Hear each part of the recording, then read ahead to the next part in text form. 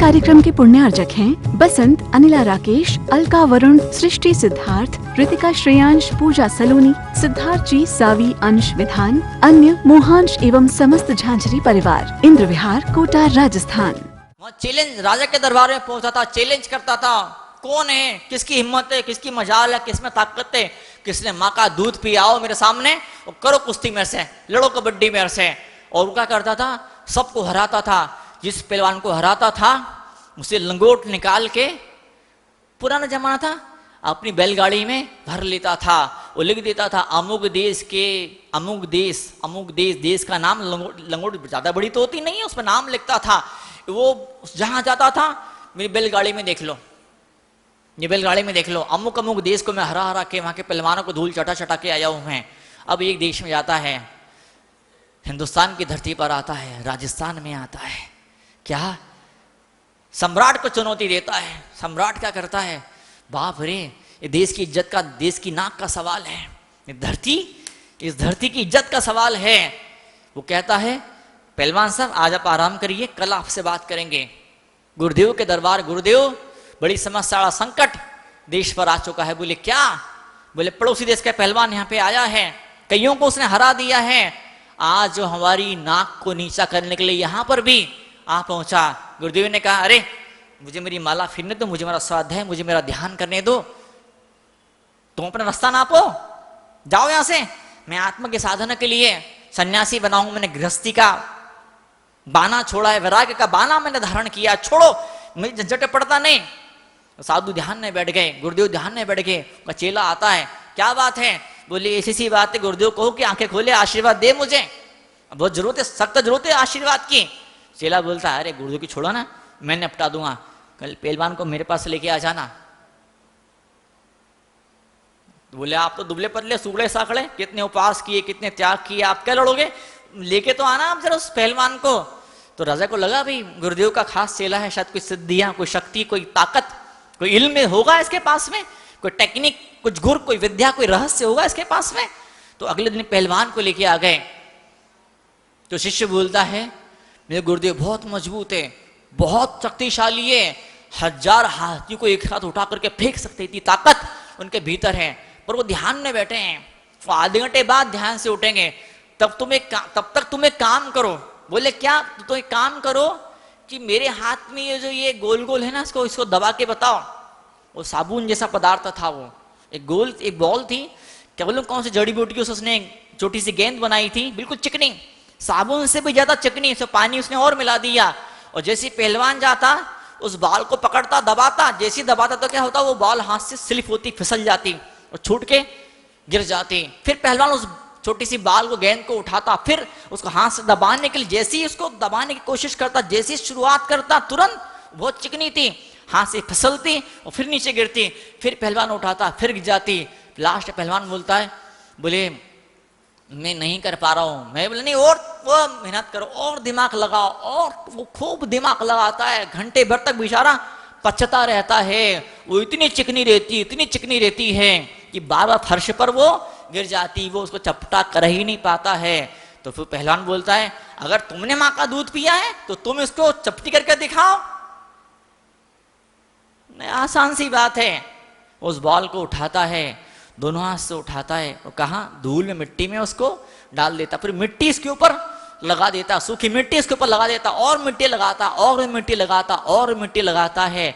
और जब उसे बहुत मिट्टी लग जाती है, उसे पकड़ता हाथ में, उसको दबा के चपटा उसको कर देता है।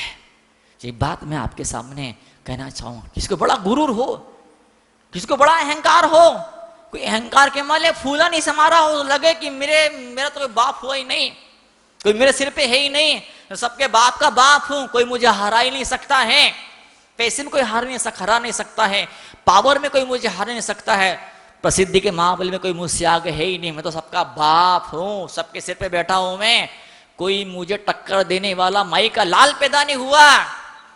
तो ऐसे इंसान को माता गुरुदेव के चरणों की धूली ही हरा सकती है।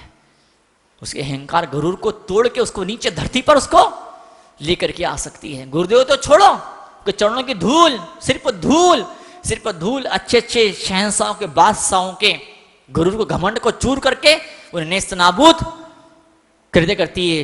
वो जादू तपस्या और त्याग से सने उन चरणों में, चरण कमलों के अंदर हुआ करता है।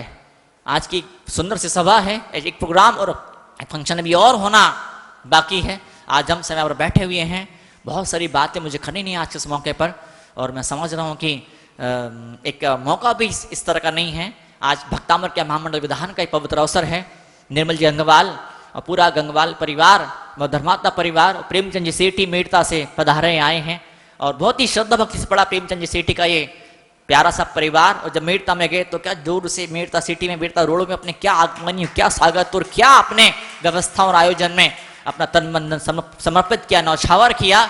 और आज कुछ भक्तों की वजह से आप बाहर निकलेंगे, आप लोग बाहर निकलिएगा तो वहां देखिए लाइन से बोर्ड लगे हुए हैं।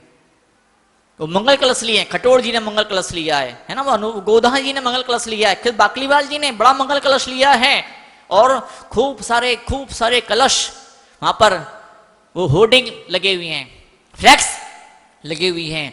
कई सारे धर्मात्मा लोग ऐसे हैं जिनने अपने गाढ़े पसीने की कमाई को धर्म की राह पर समर्पित किया है।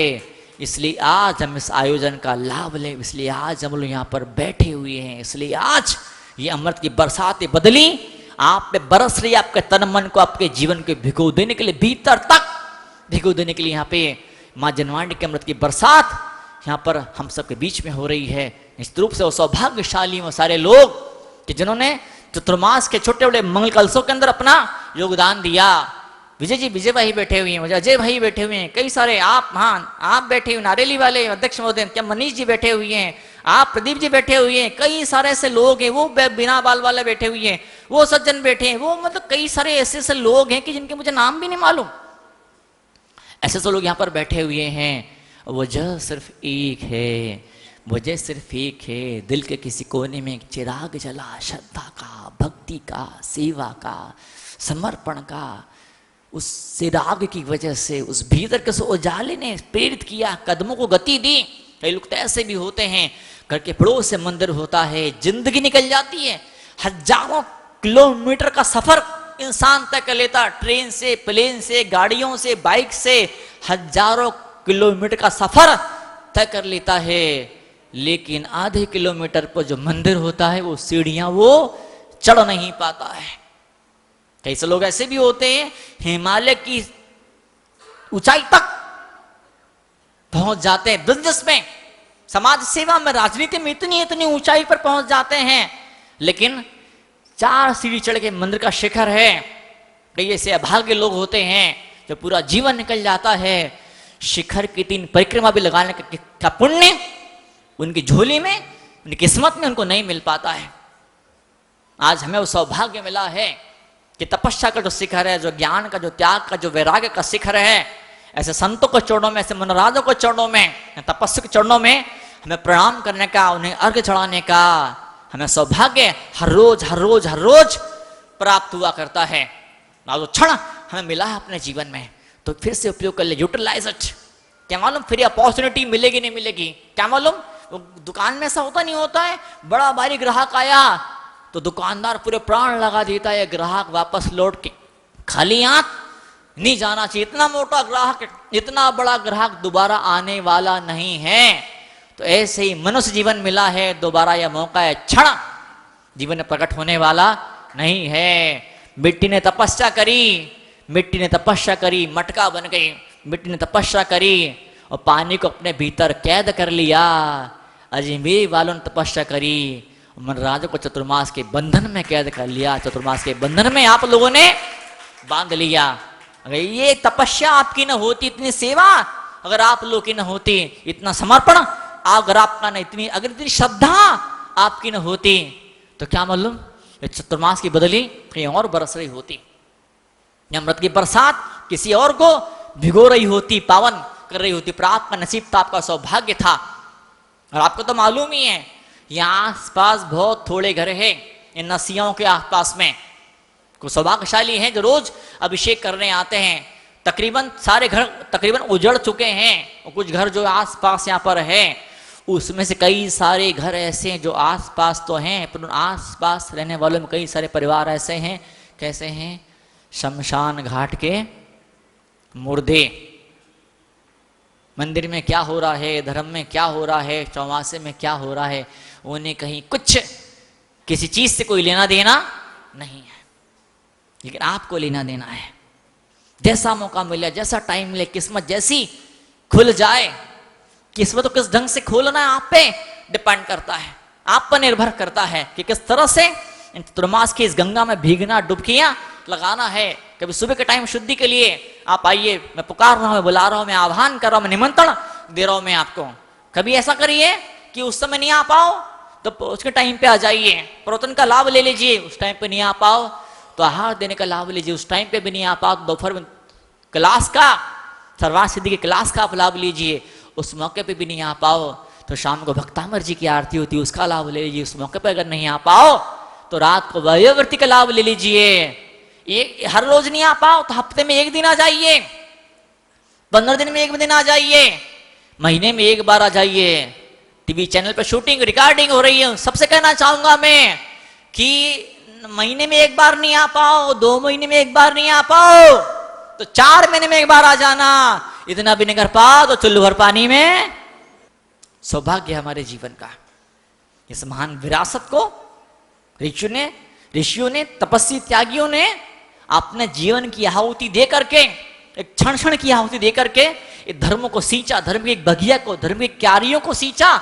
जो चिड़िया बोल रही है, यहाँ जो चिड़िया बोल रही है ना, धर्म की चिड़िया जो बोल रही है, पीछे हमारे बुजुर्गों का, पुरखों का बहुत बड़ा बलिदान, बहुत बड़ा तपस्या और पीढ़ी की पीढ़ियां, क्या मतलब कितनी पीढ़ियां निकल गई, तब जा करके हमको जैन होने का गौरव प्राप्त हुआ है। इस गौरव के ध्वजवाहक, फ्लैग बीरर आज आप बन के बैठे हुए हैं। मैं जोधपुर का उल्लेख करना चाहूंगा। मैं जब 2018 के अंदर महावीर जयंती में जब जोधपुर में मंगल प्रवास था तो वहां पर मुझे ध्यान नहीं है कि महासमिति थी कि सोशल ग्रुप था, खूब सारी ब्रांचें जोधपुर के अंदर हैं।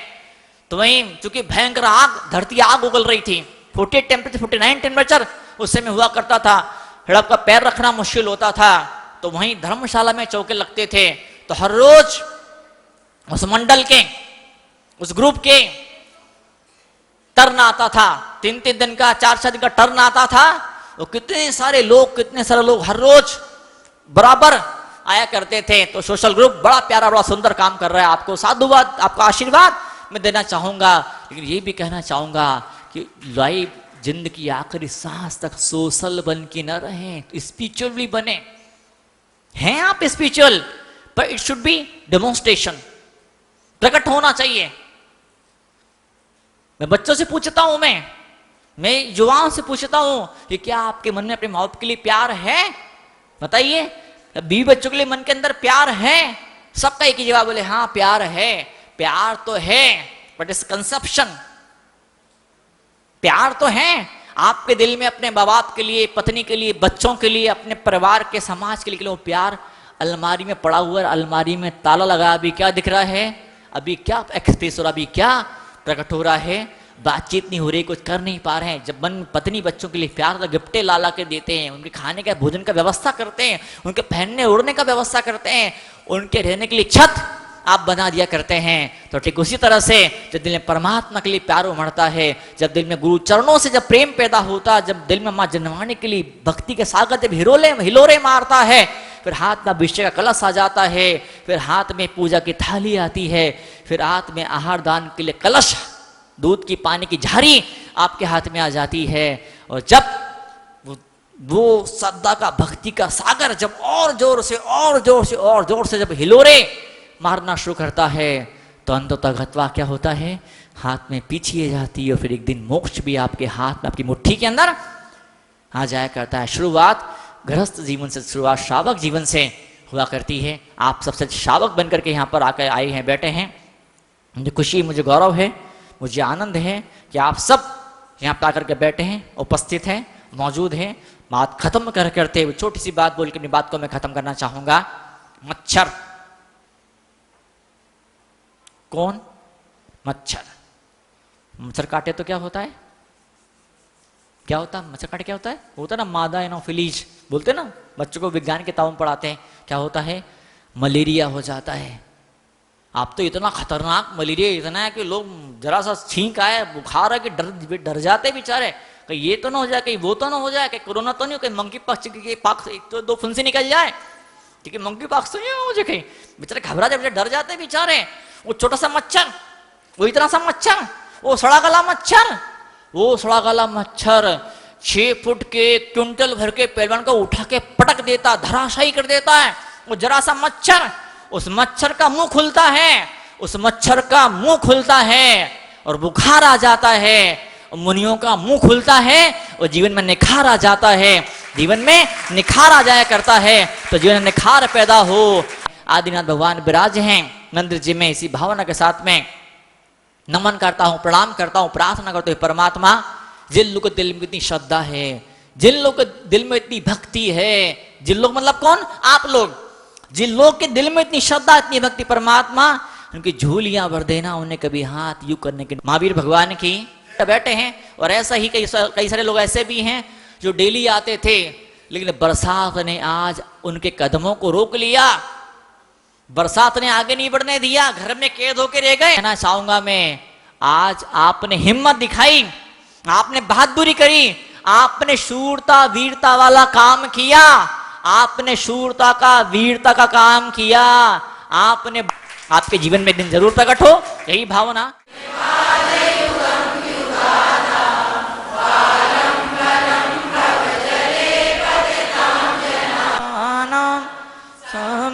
प्रणम्य जिन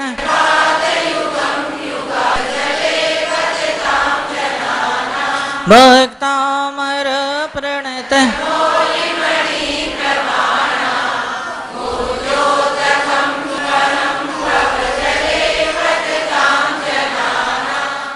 इस कार्यक्रम के पुण्यार्जक हैं बसंत, अनिला राकेश, अलका वरुण, सृष्टि सिद्धार्थ, ऋतिका श्रेयांश, पूजा सलोनी, सिद्धार्थ जी, सावी, अंश विधान, अन्य मोहांश एवं समस्त झांझरी परिवार, इंद्र विहार, कोटा, राजस्थान।